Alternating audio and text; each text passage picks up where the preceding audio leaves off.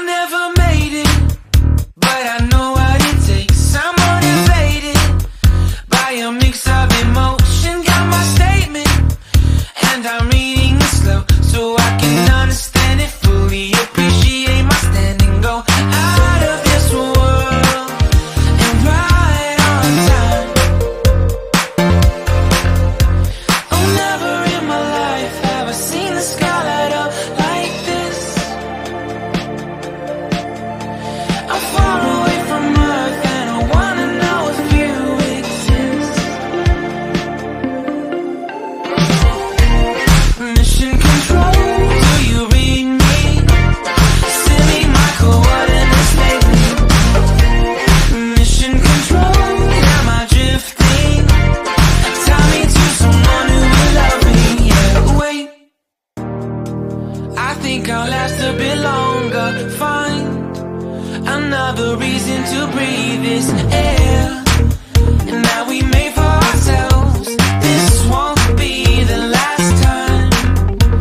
Oh, never in my life have I seen the sky light up like this. I'm far away from Earth and I wanna... Alright, so it's been too long, but it's time for an update on the Turbo Jeep project.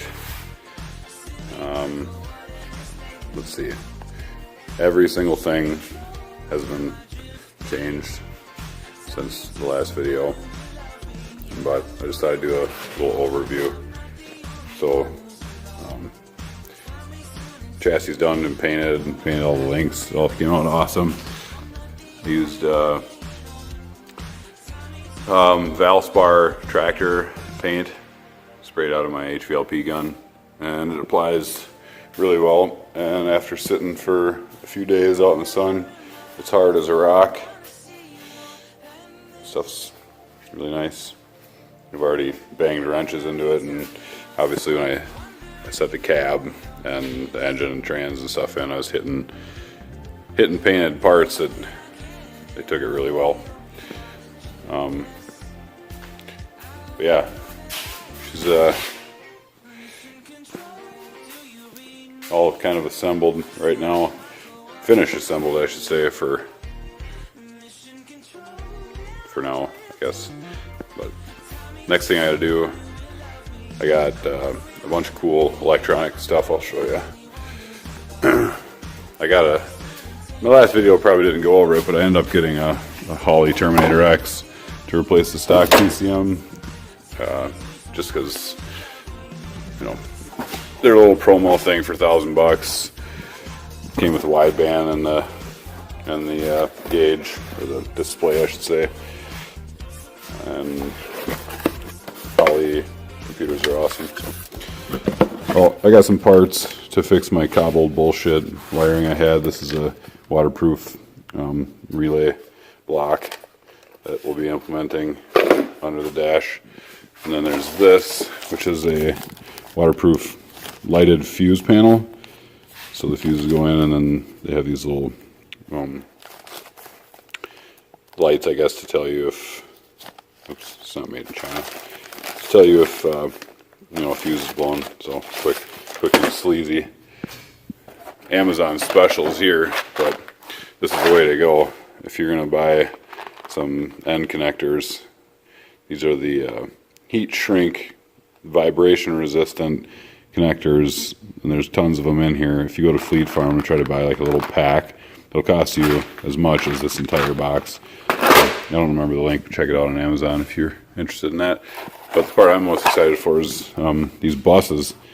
I actually made a bus out of a piece of plate steel that was just bolted through the fiberglass, and I had like self-tapping screws. I would just tap the bus, and anytime I needed a pickup, but it was pretty janky, and the self-tappers kept snapping off and when you try to take them out. So these are cool. I'm gonna have one for 12 volt, probably switch. One for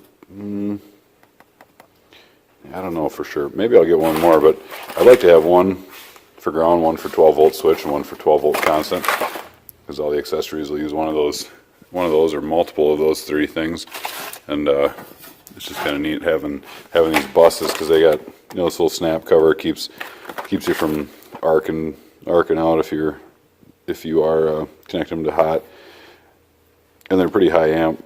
I mean, higher than you'll ever draw throughout this whole thing with that many pickups. So anything that's going to be hotter than that, well, I shouldn't say that. I should be able to run everything except maybe my winch through this, but the winch will go right from the battery, straight power to the winch, and there's no screwing around with that. But this will be for computer and you know, fuel pump and gauges and all that nonsense. So that'll be nice and clean. But I got to build a new dash because I'm not going to have any gauges this time around.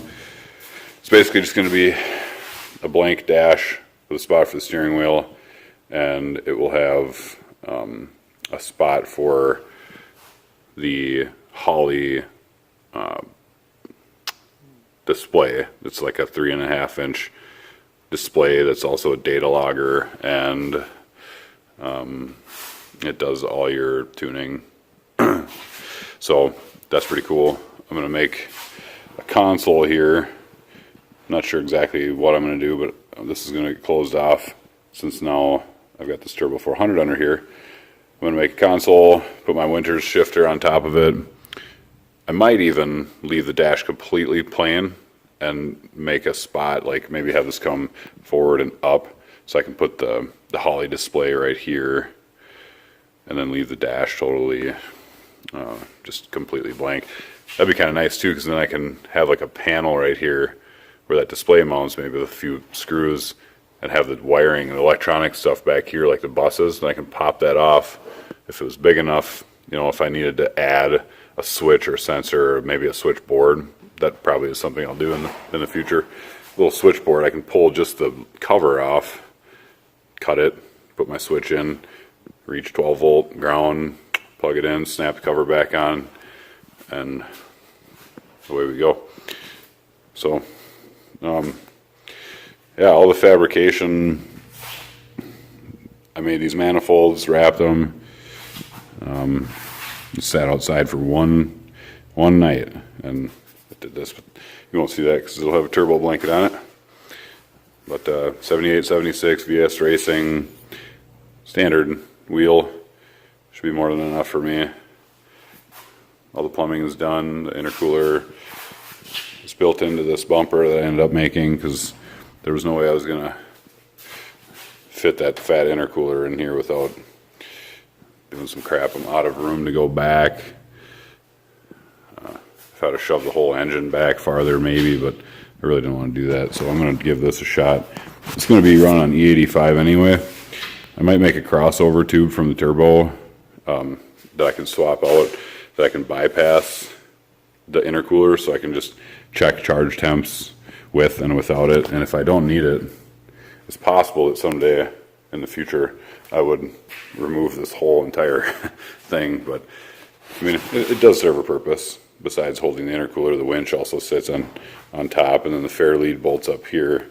So besides losing a little bit of approach angle, which, you know, still it's really not that bad. It's better than most. Still 0 degree in the back.